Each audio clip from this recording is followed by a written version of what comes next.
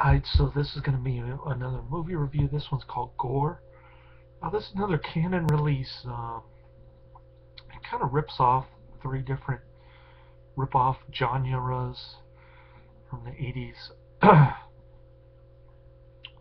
The first one being Sword and Sandal from the Conan movie. The second one being the post-apocalypse Mad Max type movie. And third being sci-fi Star Wars type stuff. Um,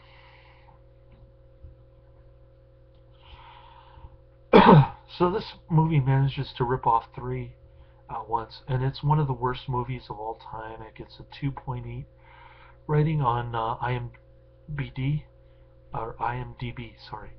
Um, so that's what makes it cool. The dialogue is inane. The editing is terrible, and the acting is pretty bad. And this one has Oliver Reed and Jack Palance, but you don't see Jack Palance until the last 8 minutes, and it's kind of a build-up to the sequel, I guess. So I guess they wanted to do two rip-off movies, and they probably shot it in the same friggin' year.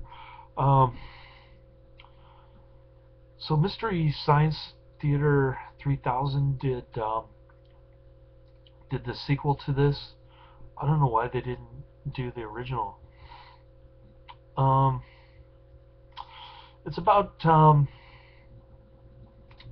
Professor Dude, who has a special ring that transports him into another planet. And the planet, like I said, has Conan type looking characters in it, sword and sandal type deal.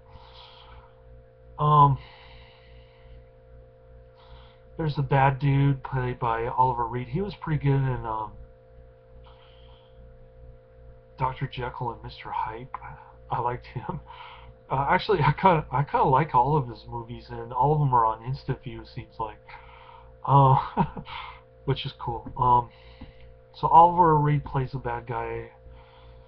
You know, he steals something called a homestone. It looks like a cheap friggin' something cheap toy that you buy from Safeway. And the sets are pretty cheap looking too.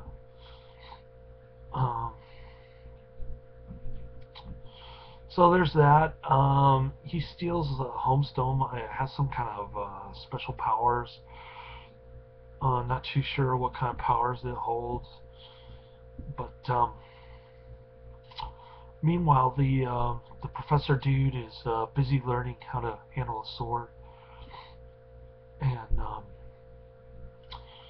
when he dresses up like Conan, so he's surprise, he's got a buff chest. You don't really see that in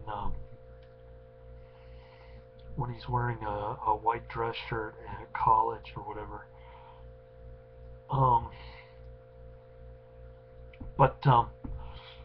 So he learns the skills of Conan, I guess, and he goes to recover the homestone that was stolen with a bunch of other people. There's a Playboy playmate in this. I forget her name. It looks like an Italian name. She's got really thick eyebrows like me. It kind of turned me on a little bit, and she's got a really good tan. And feathered hair, of course, from 1987. Big hairdo. Yeah, a lot of the babes in this have big hairdos. So there's that. Actually, the women in this, for white women, they look pretty good. I was kind of surprised, but yeah, they look like they came out of some kind of hairband video. And I think the Playboy playmate may have actually been in some music videos. I don't remember, but I remember looking her up on Wikipedia, and she did do quite a few rock music videos. She must have been in like some hair bands videos. But anyway, I'm digressing a little bit. So they go on this trek. It's kind of boring. They meet some midget dude. There's an old man, a younger guy, and the Playboy playmate. Then the midget dude, the white-haired midget, kind of tags along, and they go to beat up on Oliver Reed. And it's weird because Oliver Reed like gets an arrow in the neck, which is cool, and then he falls into a fiery pit. And then the scene cuts to friggin' back to their hometown, and you don't know what the heck happened in between. It's really weird editing. Then all of a sudden, Jack Palance comes out of nowhere, and he starts scheming against this professor dude. Not exactly sure what that's about. I guess you have to watch the sequel to find out. Um, but Jack Palance must have been hard up for work. I can understand Oliver Reed being in a movie like this. He's in a lot of canon movies, but Jack Palance? He must have been desperate for work in 1987. I guess he was doing those Ripley's Believe It or Not TV shows. Those were kind of ridiculous, but I actually enjoyed those when I was a kid. Jack Palance hamming it up in front of the camera on television in the 80s, man.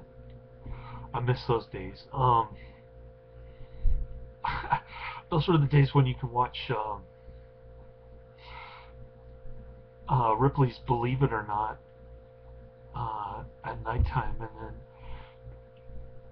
after that would be the cartoon version of Lord of the Rings. I remember those days. Anyway, I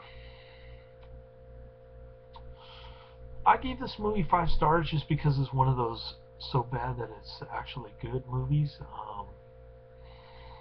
And plus it rips off 3 different American movies. It's kind of like an Italian rip-off movie, but it was filmed in South Africa.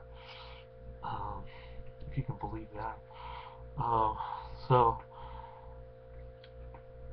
yeah, there aren't too many YouTube clips of this movie on YouTube. I think there are only 3, and it looked like a couple of them are ripped from a VHS tape that was in a different language. I'm not too sure what that's about, but cool. Check out this movie. It's available for streaming on Netflix, just like just about every other Oliver Reed movie. So check it out. Benito says 5 stars. Later.